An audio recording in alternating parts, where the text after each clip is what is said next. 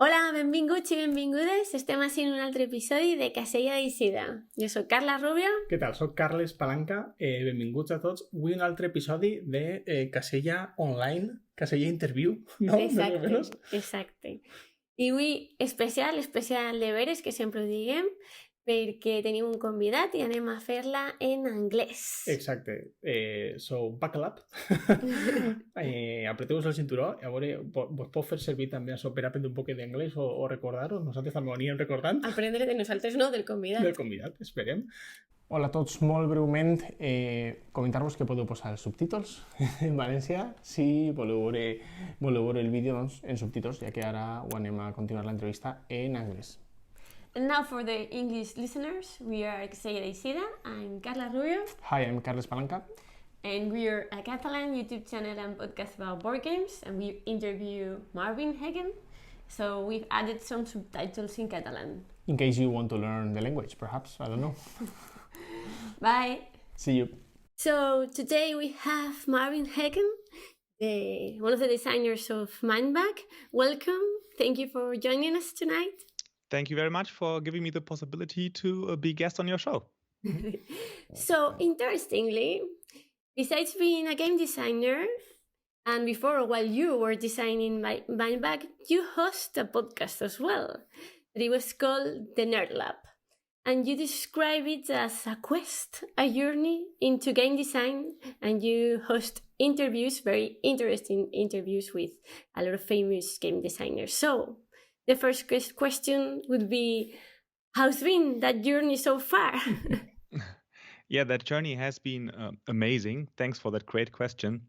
So I think it was maybe 2 or 2.5 years ago when I started the podcast. So, and I wanted to create something that describes my journey, as you just said. So I thought I knew many people who like to become game designers. So I thought the stuff that I learned on my way might be helpful for others. So that was one of the reasons why I started the podcast. And the other reason was, I was kind of a noob when I started that. So I wanted to get feedback from people who have gone on that path before. And that was the reason why I tried to invite very successful and famous board game designers to learn from them, to get input from them. And that was a great possibility for me to do that over the podcast. And the third reason was I wanted to have someone to keep me accountable, because if you start the journey of designing a game, it often starts alone in your basement or somewhere else. But oftentimes it can be a lonely journey, and life can come in the way, and then you forgot about it, and maybe 2 or 3 or 4 weeks you don't do anything for your game design. Yep. And so I thought it might be helpful if I talk to the people out there on the internet about what I want to do, and then when I don't produce a podcast or don't talk about the game that I'm going to design, the people would ask me, so, hey, what are you doing? Why don't you publish a podcast episode this week? And that really happened. And it helped me to continue on the journey. And I think my audience has a lot of, I think without them, I wouldn't have been able to produce this game and would be here right now on your show. Which was the main goal, was to be on. Yes, absolutely. So I can stop now. I drop the mic and exactly.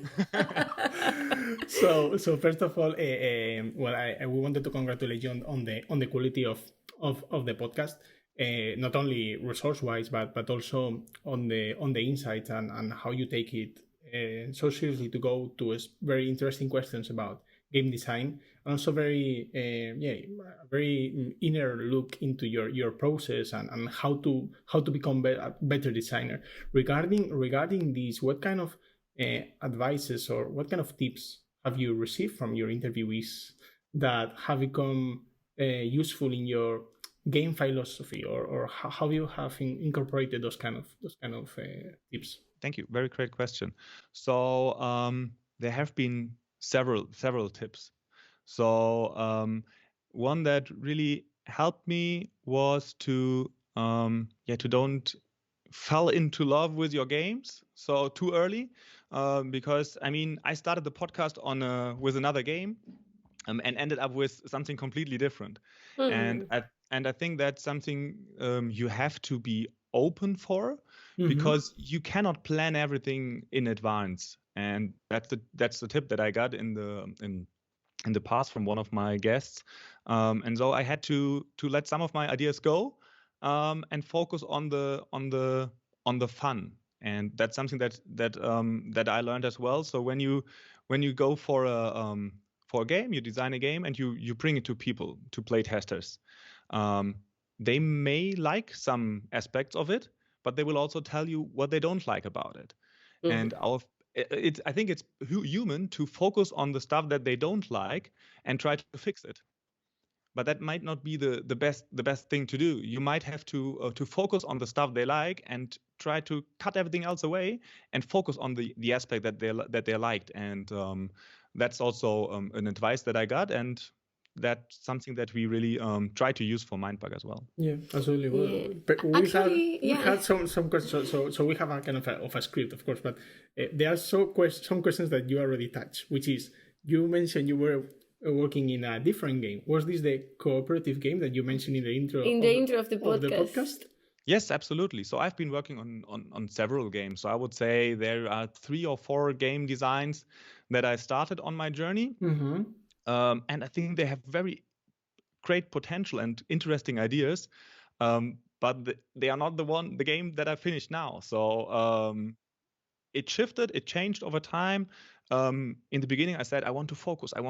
I shouldn't think about other stuff. But if you work on such an idea for a crazy amount of time, for a year or 1.5 years or so, you cannot see it from a new perspective, because you have seen everything of it. So sometimes it might be helpful to step away for a bit of time and focus on something else and play additional games, other games, and start to design additional games. And maybe you find some kind of solution for your initial game that you wouldn't have come to when you would have sticked with that particular game in the beginning. So I might come back to that cooperative game, because that's still something that I want to do. But at the moment, I have to focus on other things, and I don't have the time to invest in this game, unfortunately. Okay, so now moving on your recent game, Mindbug. We were wondering, maybe it's now from our perspective, because it's kind of looking at the final product, right? But it seems that you had a very clear idea of your target. I wanted to do some collectible card game, but simpler, but maintaining all of the nice feelings about having a collectible card game. So you had a really clear idea, or a target, or you move, or you focus on that one of these good or parts of your game. Actually, there might be something interesting about that, because Mindbug, maybe we got lucky, I don't know, but I think the first initial draft of the game was pretty close to where the game is now. There were changes, and they were significant, and they were helpful, and they were absolutely necessary for the game. But when I compare it to the other designs that we had in the past, I would say they were miles away from a final product. And when we first played the initial version of Mindbug, we immediately knew, okay, this game is this feels like it has gone through, I don't know, 100 iterations. Yep. And that might, maybe we got a little bit lucky. Maybe we learned from our failures that we made before. But that was one aspect. So it was something where we really focused on the good things, definitely. But here comes another thing that we did on top. And that might be helpful for other game designers. So I went to Reddit and asked people what they like and dislike about trading card games. And I made some kind of analysis. I put all of that into an Excel or a Google spreadsheet, grouped that into categories. And by doing that, we found out what people dislike about those games, and that gave us the chance to cut it from our game design. So, for example, maybe the easiest example is making this a trading card game or not. So this Mindbug could easily have been a trading card game like Magic or whatsoever. But from what, at least from the feedback that my analysis told me, was that people are looking for something else, or that they would be happy to have something else. And so we decided to not make it the Keyforge model or the trading card model. We put everything in the single box, and when we presented it at Essen Spiel 21, that was actually a reaction that people really constantly had towards us. They liked that. Oh, I'm a little bit I don't know. I'm rid of the Keyforge model. I don't want to buy hundreds of packs, and that was something that they really liked about our product. And I think this is also true for some other aspects of the game. Absolutely. Great idea to go to Reddit. And I love spreadsheets, so. and maybe one more thing, because I think that's also very interesting. We did not only use that result of that analysis for the game design, we also use it for communication, because we identified the kind of language our customers used to explain us what they like about those kind of games and what they dislike. And so in our communication, we can now reuse their own language to tell them what our game does with the words that we collected from them. And that can be very helpful, especially for someone like me who is not a native English speaker, but our marketing is in English. So I can try to leverage what the feedback that I got from people. Okay, so certainly I had the idea that you guys were very smart listening at the podcast, following you guys. Now that you're explaining all the spreadsheets, kind of seeing how the people communicate, is this that you are so smart, or is the Mindbug controlling you? And it is. Yeah. You mentioned it was lucky, maybe it was lucky, but it was Mindbug controlling. It was the Mindbug all along, right? He's mind controlling us, yeah. But it's not. I have to say, it's definitely not only me, and I don't think I'm smarter than anyone else. We are 4 game designers of this game, and I think I'm by far not the smartest guy on this team. So I might be at the bottom of it. So they're really without that great team, this game would not have been created. Yes. So a little bit of explanation to our audience, if they haven't played or they haven't read anything about Mindbug. What's Mindbug, and what can we expect from this game? Do you want to give us a pitch, or? Absolutely. So our core idea was, or what brought us together, is that we love these strategic card games like Magic the Gathering, like Keyforge, like Hearthstone, like all these others out there. But there were some aspects we didn't like about those games. That were something like pay to win model. We didn't like that. We also didn't like the complexity of those games. So it's quite difficult to explain it to someone who never played this game, this kind of games before. So we wanted to make it much simpler to get into. But on the other side, we love the strategic depth of those games, these kind of thinking how to combine certain cards to get the best benefit out of it. And we wanted to keep that. And that was our challenge, our initial challenge. And we achieved that by reducing everything from trading card games that we thought wouldn't be necessary for the core feeling. So when you look back at games like Magic or so, there at some point in time during a game, you have these special situations that really where everyone where 2 or 3 cards work together and a certain board state, and you have a crazy big effect. And that is something that you memorize after the game is over. That's something you remember maybe weeks after you played this game. And Mindbug focuses on these exact situations. And we drilled it down, we narrowed it down to put all of those effects onto single cards. And that means our creatures are crazy powerful in this game. So we only have creatures as a card type. So we don't have spells or resource costs like mana or so. We don't have that. All of that has been cut away. We don't have deck construction or deck building. All of that has gone. So we only have creatures. We have a deck of creatures. You shuffle the deck and you play from the same deck. And during your turn, you can either play one of your super powerful creatures, or you can attack with one of your super powerful creatures that you have already on the battlefield. That's everything you can do. And when your opponent decides to block your attack, you compare the power values of the creatures, and the weaker creature is defeated. If they cannot block, they lose a life. And if you manage to hit them 3 times, they have lost the game. And that is the base rule set of the game. I can explain it in 1 minute or so. It's without all this fluffy text around it, but it's super simple.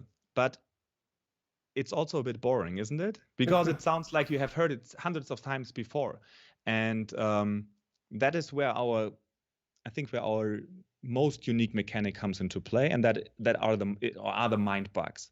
So each player starts with 2 mind bugs, and whenever your opponent plays a creature card, you get the chance to use one of your 2 mind bugs to mind control. Yeah, one of your 2 mind bugs. Super cute. It's really cute, isn't it? For the podcast listeners, they're showing the mind bag. I was showing a mind bug that my wife made for me. It looks really nice. Or let it make for me. So, but you can use one of your 2 mind bugs to mind control the creature, and then the creature enters your side of the battlefield and not the side of your opponent.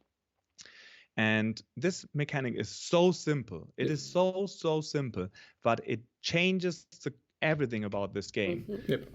Because let's compare our creatures to creatures of other games. So in Magic or Hearthstone or all these games, those creatures have a resource cost. So it says this creature costs 1 to play, this costs 2, this costs 3. And in 90% of the time, you play those cards on turn 1, 2, and 3, because it's just strategically the best thing to do to use your resources completely. Of course, that's not always the case, but let's say in most of the time you use them at the time that they have been designed for. In Mindbug, our creatures don't have a resource cost.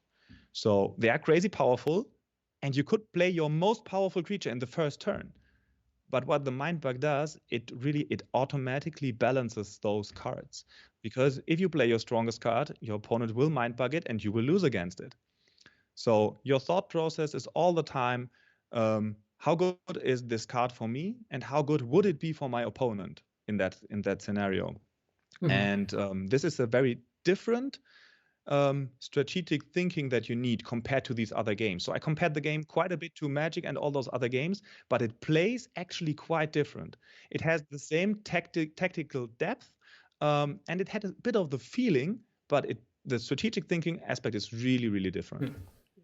Reminds me more of Cosmic Encounter, that you have super powerful effects, and then you balance on what the others. Yeah, it's actually leveraging the most important component in every game, which is the player's mind. Yes, that's absolutely correct. Yes. I absolutely love that, because one of our favorite card games is Netrunner, also by Richard Garfield, who has worked with you in Mindbug. And that game allows you to bluff, allows you to play with your opponent's mind. And I have very similar feelings thinking about your game. And when I play Netrunner, is that sometimes it's not only the cards that I'm dealt, but I also have like an agency on how I play those cards. It's not that the cards command what I do, it's that I have control over if I want to bluff or I want to trick you into something. And to me, those are the most interesting kind of games. And also another game that reminds me, I don't know if you've played it, but it's Innovation. No, I didn't play that. Okay, so, well, I recommend it because every card is super crazy powerful. Okay, super crazy powerful. But then they have kind of a resource management, which is there are ages 1 to 10. So you start playing age 1, which is prehistory, and then you go up to 10 modernity and stuff. So, but it's kind of the same feeling, right? Every card is super powerful, but under specific circumstances. So you need to be aware of, is this good for me now, or is it better for my opponent, or because some of the effects are also shared. So I have like the feeling that many of the things that I love in some of my favorite games are present in Mindbug, in a more streamlined, even if possible, way. Well, it's more streamlined than With a Netrunner. super cute mind bag. With a super cute mind bag. So I don't know how you took any kind of inspiration from any of these other games, because it's true that it feels like Magic the Gathering in the terms of creatures attacking each other and blocking, but the feeling is super different. Actually, I think that would be a good question to Christian Kudal, who is one of our co-designers. So because it was his initial idea to add the mind bugs to the game, and they were a little bit different in the beginning, but basically most of it were like they are now. And I think where he came from is auction mechanics. So the idea was, okay, I have a crazy powerful card, and I don't want to put a resource cost to it, but I cannot just do nothing about it. So otherwise the game is broken. So he thought about auctions. Okay, I play it, and now we pay some kind of money, and who pays more money for it gets that creature. And I'm not a big fan of auctions, to be honest. But he likes it quite a bit. And so we said, okay, it shouldn't be an auction. It should be something else. What about just giving a player the chance to outright steal the card, maybe 2 times in a game or so? And that's how we ended up. And then we played it, and we were really surprised how big the impact was, because this little mechanic really allows us to get rid of resources, that allows us to make crazy powerful cards. It allows us to, get a little bit lazy as game designers, because we do not have to balance the cards too much, because the mind bug really is kind of an auto-balancing mechanic for us. And during the design phase, we had more problems with cards that were too weak and not interesting enough to play for the players, and not so much problems with cards that were too powerful. Yeah. So when I hear you, I hear a very clear pitch that you've clearly trained during all these years in the podcast, I guess, or your mentality as a businessman or as a game developer. So how important is this pitch? Because I feel like I hear you and it's like, okay, you've heard all these card games, they all suck in different ways. Here's our solution. It's simpler because it has this neat, simple mind game mechanic. And this is something that completely caught my attention. And actually, it was the only game that we asked our friend that went to Essen to Spiel to get one single game. It was mind bag because of this pitch, actually, and because of how interesting it was, the people that was behind the design team. So how important is a pitch, a good pitch? And do you think that is this underrated under the current industry, which just shows another Euro game, another card game? you know what I mean? There are thousands of games. Thematic. I think I underestimated the power of our pitch. I really learned how good our pitch was at Essen Spiel, because people really, really liked it, and they reacted very positively to us. So I think a pitch is absolutely powerful. It's super, super important.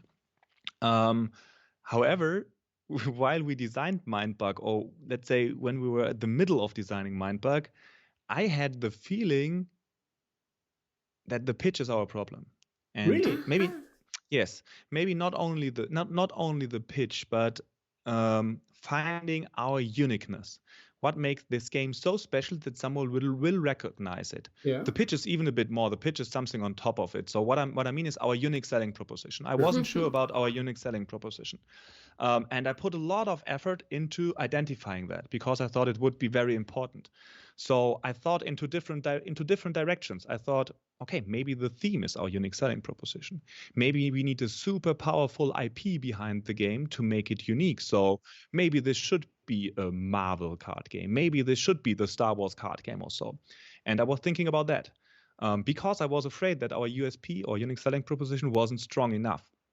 And it took quite a while and a lot of feedback from people to understand that the combination of the simplicity and the strategic depth is actually good enough for the pitch. And the first time when I really understood it, but didn't really accept it completely, was when I pitched it to Richard Garfield. That was the first time when I thought, okay, that pitch might work. Okay. Because I mean, I can tell the story, of course. It might be interesting. So I invited him to the podcast as a guest. And for me, it was a dream because I grew up with Magic, and he said yes, and came to the show, which was awesome. I was super happy about that. Yeah, at the end, he said, I always ask the people to the designers to give an advice to the listeners, because my podcast a lot of game designers are listening to it, and those super successful game designers should give them a good advice for someone who's starting out. And he said, never stop trying to or playing games of others like that, because you will learn so much from it. And I mean, after the show, I asked him, well, I mean, you just said it, why don't just try my game? And he said, yes, sure, send me something over. And that is where the pitch comes in. So I knew that he is very much interested about the balancing of games. That was something that he's always interested in. And so my pitch was, I have created a game or a game mechanic that allows me to create crazy powerful creatures, and my mechanic automatic balances those creatures without breaking the game. Pause. And I can do that without putting any resource cost on those creatures. So it also manages the pacing of the game. And his simple answer was, this must be an overstatement. So he didn't believe me, and he probably isn't right. It doesn't automatically balance the game at all stages of the game, but I think it's close. So it wasn't a lie also. It is close. And he was interested. And so he said, okay, come on, show me your prototype. Let's play around. And we have done that on Tabletop Simulator. And after the first round, he said, I'm very impressed. Can we play again? And after the second round, he said, I'm still impressed. And since then, he helped us to create Mindbug and develop it into the state where it is right now. And I think without him, and also Scaff Elias, who came into the design team with Richard Garfield, I think without those two, the game would look much different and wouldn't be as good as it is right now. So what do they bring, Scaff Elias and Richard Garfield, together with Christian Kudal, was your co-designer from the beginning? Yes. Which things do they bring to the design ideas, this design discussion? So we meet on a weekly basis for a design session. And we do this since, I don't know, 9 months or so. So they have been really an integral part of this game. So they changed, together with us, some rules. So for example, in Mindbug, you just shuffle the cards and then you draw 5 cards into your hand and get 5 cards as your draw pile. That's the initial setup. And that was very different in the beginning. So that's something that Richard Garfield changed together with Scaff. Or they didn't change it, they proposed the change. And we called it Richard mode versus classic mode in the design phase, while we tested both modes. And until the end, there were discussions in the team which mode is better. But then we decided to go with Richard mode. How is the game right now? Because it changed quite a bit with how the game feels for newer players. So it changes that you can play a little bit more from the gut, because the game can be quite thinky, and this helps to reduce those situations where the game is quite thinky. And that was a super helpful design choice. Then they of course create cards with us. They helped us. That is a special. I think that's the superpower of Scaff Elias. He can make cards pretty clear and make sure that the rules interactions don't break the game. And that was also very important for us, because I think Christian on the design team has the same superpower. And I'm more of the wacky designer who tries to break stuff and throws crazy effects in there. Yeah. A little bit like Richard Garfield. He's also that kind of designer. And so we have a a very good balance in the team with 2 people trying to break the game all the time and 2 other people keeping us in check and making sure with huge Excel tables that a certain effect doesn't break another card that's already there. So that's what they also brought to the table. And last but not least, Richard Garfield and Scav, they proposed a 4-player mode for the game, which is just, I think it's incredible well. And I have played a lot of 4-player modes for those kind of card games. They are all kind of okay, but I think this one is really the best one I've ever seen in a strategy card game. Great, looking forward. Very much looking forward to it. Yeah. And how did it felt? How did it feel sharing the designing process with them? To be honest, for designers, for such a small game, it's a lot. You don't see this typically. So the difference is here what we did not only design the game and then gave it to a publisher who then developed the game for a year. So we did not only the design phase, but also the development phase of the game together. So, and I think that was very helpful to go over those different iterations. And that also changed the feeling of it. So it is not, I mean, they joined later, but it's not that it is our game that they have done a little bit of it. So no, it's really, we are a design team all together, and it feels also that way, that we are a unique team that works together on this game. And for me personally, so that's the team spirit, I would say. Yep. And personally, it feels amazing. I mean, I have learned so much from those two, because I mean, they're in this industry, in that specific kind of game type that I love and that I want to develop in the future. And now they have 30 years of experience. I don't think there would be any 2 people on the planet who would be better suited to help us make Mindbug to the game that it is. And I think my journey has benefited a lot from being able to work with them.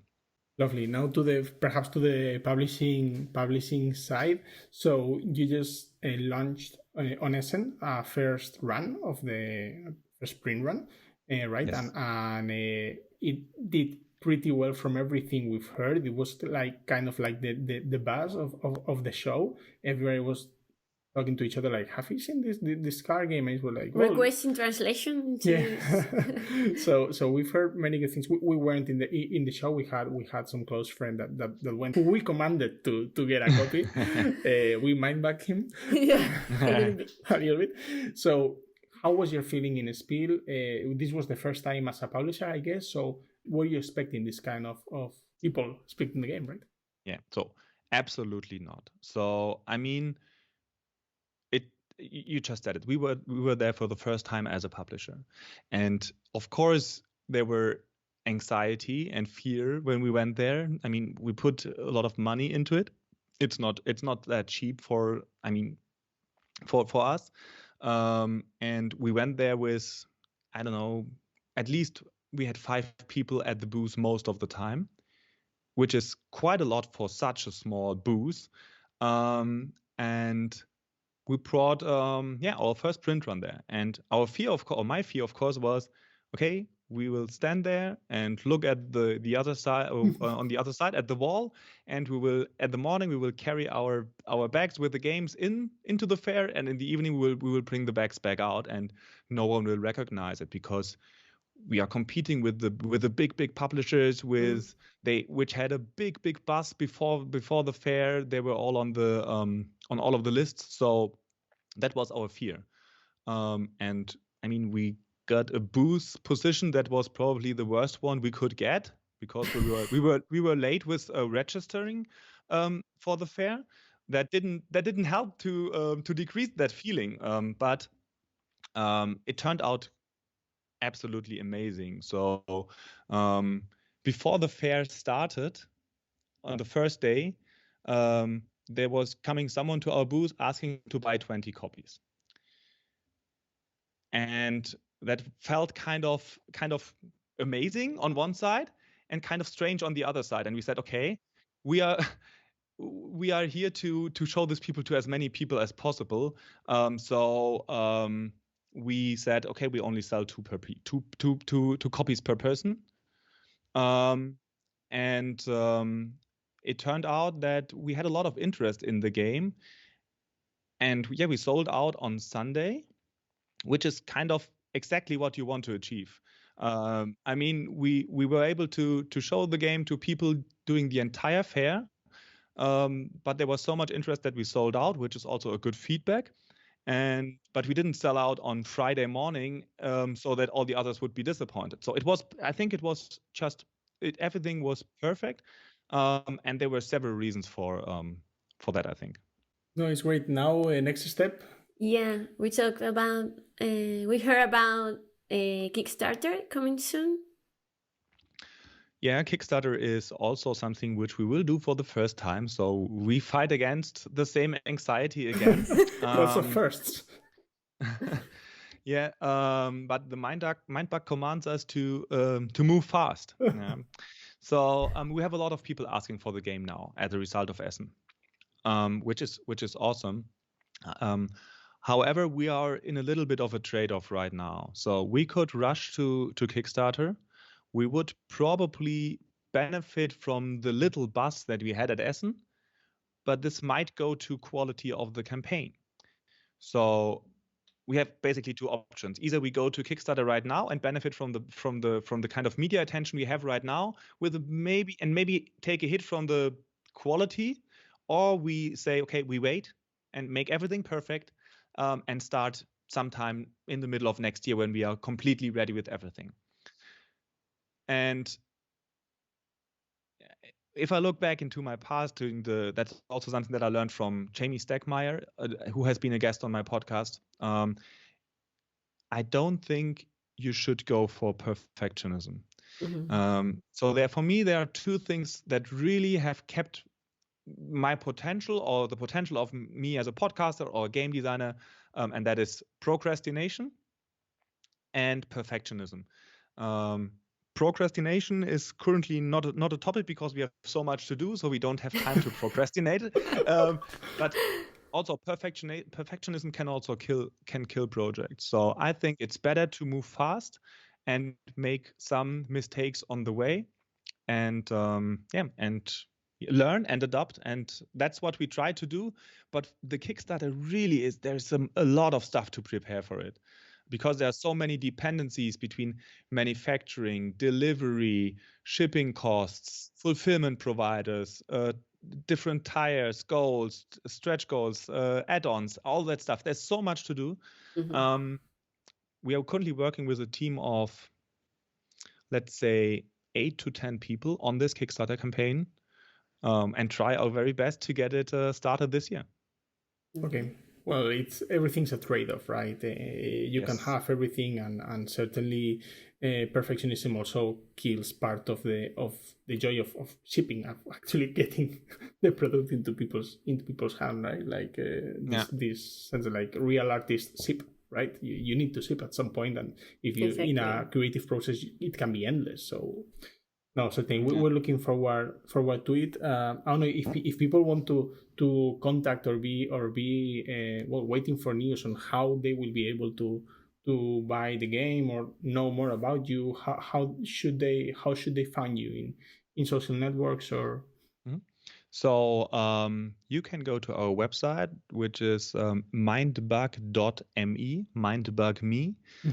That's how the Mindbug gets all of his victims and new servants. And if you go there, you will be presented the chance to sign up for our newsletter. And when you sign up there, you will get the information as soon as we are ready to launch our Kickstarter campaign. But of course, we are also on social media, and with mindbug.me, you can find us, or #mindbug, you can find us on Facebook and Instagram mainly. Okay, anything else? Yeah, so we have a final question just for the audience. Although you mentioned a lot of useful tips, maybe someone or maybe a lot of people, I don't know, in our audience is thinking about game design. So where do we start? Could you give us a final tip for our audience? So I think if I would have to give one tip, I already gave it probably in the in this show, and that would be, don't let yourself stop by procrastination or perfectionism. I think that are the two most things that stop successful projects that could be successful. So start something and start right away. Don't try to make it perfect. Just I don't know, write something on a piece of paper, and then show it to people. Don't wait before you show it to people. Start it right away, show it to people, and don't think about what could go wrong. Just move forward, or how we call it in our company, fail forward. Yeah, it's a great advice actually for many things besides game design. So thank you for coming. It's been a pleasure. Thank you very much for interviewing me and giving me the chance to be a guest on your show. It was a really nice experience for me. Thank you, because most of the time I'm on the other side of the podcast asking the questions, so it was actually quite nice to see the other perspective as well. Thanks, Mario. It was great having you here, and looking forward to meeting you hopefully in person soon. I hope so too. Thank you very much. Thanks a lot. Goodbye, everyone. Bye.